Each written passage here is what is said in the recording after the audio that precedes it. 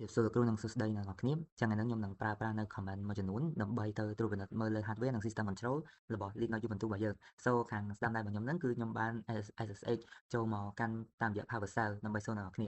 អញ្ចឹងទី1យើងនឹងចាប់ផ្ដើមជាមួយនឹង comment LS CPU so LS CPU ហ្នឹងគឺជា comment មួយដែលនឹងបង្ហាញពី CPU structure core head model និង name របស់វាអញ្ចឹងដូចអ្នកនរគ្នាឃើញអញ្ចឹងយើងមាន model name គឺ12 generation Intel core យើងមាន CPU family យើងមាន model មាន thread យើងមានខាងក្រោមនេះទៀតមានទាំង visualize មានទាំងអីសូមបញ្ចប់ទាំងអស់ហ្នឹងមកអញ្ចឹងចូលដល់ command ទី2គឺការប្រើប្រាស់ top ឬក៏ 8 top so top ឬ 8 top ហ្នឹងគឺយើងប្រើប្រាស់ដើម្បីបង្ហាញនៅ real time CPU usage អញ្ចឹងដូចអ្នកនរគ្នាឃើញអញ្ចឹងអាទាំងអស់នេះគឺជា process ដែលកំពុងតែ run ហើយយើងមាននៅ PR មាន NI និងមាន CPU មានភាគរយ memory ជាដើមដែលវាបង្ហាញជា real time ហ្មងយើងកំពុងតែប្រើប្រាស់ឯគេខាងក្រោមបន្តទៀតគឺខ្ញុំនឹងប្រើប្រាស់នៅ command free.h so free.h ហ្នឹងគឺវានឹងបង្ហាញនៅ RAM usage ជា human readable ដែលនឹង show យើង so ដូចនេះអញ្ចឹងខ្ញុំមាន memory 3.8 GB ហើយខ្ញុំទៅប្រើអស់431 MB ទេ so ខ្ញុំនៅសល់ free ចំនួន 3.3G ហើយខ្ញុំមាន share ប៉ុណ្ណេះអញ្ចឹងទៅអញ្ចឹងវាមានច្រើនហើយបន្តមកខាងមុខមួយទៀតគឺខ្ញុំប្រើប្រាស់នៅ df.h so df.h ហ្នឹងគឺ show ទៅលើ disk space usage for partition ទាំងអស់ហ្មងអញ្ចឹងដូចអ្នកនរគ្នាឃើញខ្ញុំមាន size 392 មេខ្ញុំទៅប្រើប៉ុណ្ណេះទេហើយមានភាគរយខ្ញុំទៅប្រើ1%ទេហើយខ្ញុំតមក comment មួយទៀតគឺ LSBLSK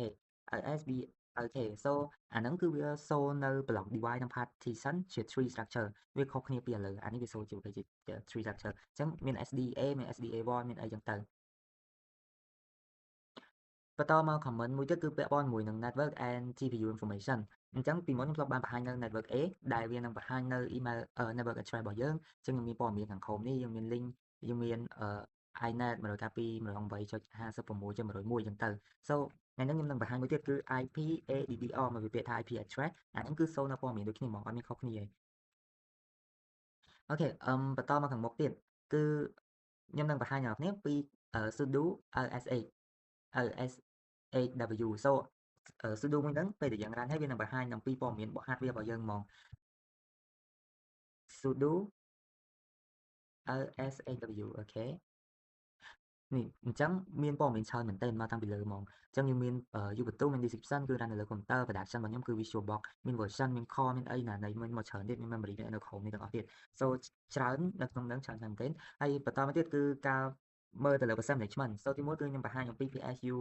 AUX អាហ្នឹងគឺវាបង្ហាញនៅ running process ទាំងអស់របស់យើង so ឥឡូវនេះខ្ញុំមាន process ច្រើនមែនទែនតាម PID នេះហើយមាន CPU របស់ខ្ញុំកំពុងតែ running ខ្ញុំឃើញមាន memory មានអីចឹងទៅប៉ុន្តែដោយសារនេះឃើញទាំងអស់នេះមានតម្ដងក្រោមហ្នឹងមាន 0.001 អញ្ចឹងអាហ្នឹងគឺសិតតែជាភាសារបស់ខ្ញុំទាំងអស់ប៉ុន្តែឥឡូវឧទាហរណ៍បើសិនខ្ញុំចង់ឲ្យភាសាហ្នឹងឈប់ខ្ញុំអាចប្រើនៅ3នេះគឺ clear PID យើង clear ភាសាហ្នឹងតាម PID ឬក៏យើង clear .9 ហើយនឹងដាក់លេខ PID អាហ្នឹងគឺយើងទៅ fork យើងទៅបង្ខំវា clear ហ្មងហើយយ៉ាងហោចគឺយើង clear ឲ្យតាម process name អញ្ចឹងដោយសារខាងលើមិញខ្ញុំ clear អត់ទៅទេ operation not permit ហើយមកខាងក្រោមហ្នឹងខ្ញុំ clear ម្ដងទៀតខ្ញុំដាក់ clear អាក្រោមនេះម្ដងថ្ងៃឥឡូវគឺវាជោគជ័យគឺវា close remote ទៅហ្មងព្រោះអីខ្ញុំប្រើចេញពី PowerShell remote ទៅកាន់ Ubuntu របស់យើងវិញហើយមកដល់ចំណុចចុងក្រោយគឺមាន comment 3ដែលសំខាន់សម្រាប់អ្នកនរគ្នាដែលប្រើចឹង comment 3នេះខ្ញុំមក solo Ubuntu វិញងាយស្រួលជាង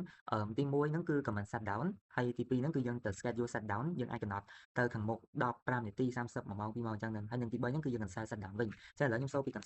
schedule shutdown អញ្ចឹងស្រួលទេយើងគ្រាន់តែប្រើនៅ sudo shutdown.h ហើយយើងចង់ដាក់ប៉ុន្មាននាទី so ឥឡូវខ្ញុំចង់ដាក់5នាទី enter អូខេ so system របស់ខ្ញុំនឹងបិទនៅក្នុងរយៈពេល5នាទីខាងមុខទៀតប៉ុន្តែឥឡូវខ្ញុំដូរចិត្តខ្ញុំចង់ cancel វាចោលវិញ so ខ្ញុំ cancel វាវិញអញ្ចឹងយើងគ្រាន់តែសរសេរនៅពាក្យ command sudo shutdown.c